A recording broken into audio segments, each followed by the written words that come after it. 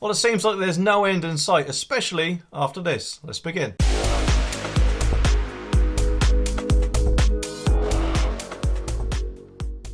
Well, of course, I don't know how bad the fuel crisis is where you all are, but the other day I was driving around and noticed the dreaded massive petrol station queues again. I still had about half a tank left, so felt no need to become a panic buying dummy, but actually a few petrol stations near where I live have actually run out of diesel altogether, and now petrol itself also looks like it's running short too. And yes, of course, no doubt this will give quite a lot of people a reason to move to an electric car, which, I'm sure the government would probably love. But what's annoying me is there seems to be hardly any urgency in dealing with these protesters who apparently have been protesting since April the 1st, which is nearly 2 weeks ago. And their latest action, according to the Daily Star, is that they've dug a tunnel under the refinery itself, in which case wouldn't that either be classed as either potential criminal damage or aggravated trespass at the very least?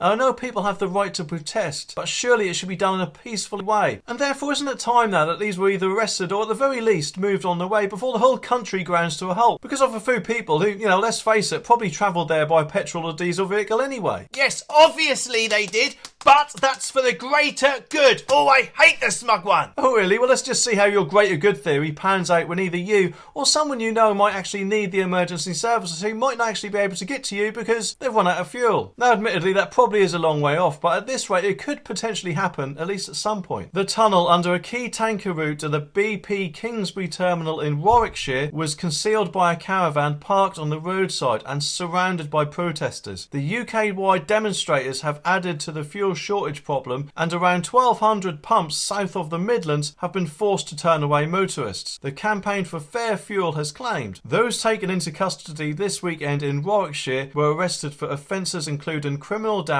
conspiracy to cause criminal damage, and conspiracy to commit public nuisance. This takes the total number of arrests to 180 since the protests activity began on April the 1st, and around 800 nationally as per Mail Online. Well, it just makes me wonder what sort of thing these fuel protesters will want to protest about once we all have to drive electric, because from what I've heard, some ways of creating electricity aren't exactly that environmentally friendly, so presumably they'll probably want us to invent something like teleportation instead to get to places. Although, actually thinking about it, I wouldn't mind that, especially if I'm being nagged. Anyway, if you'd like to be kept up to date with the latest news, make sure you click that subscribe button down there so you don't miss my next video.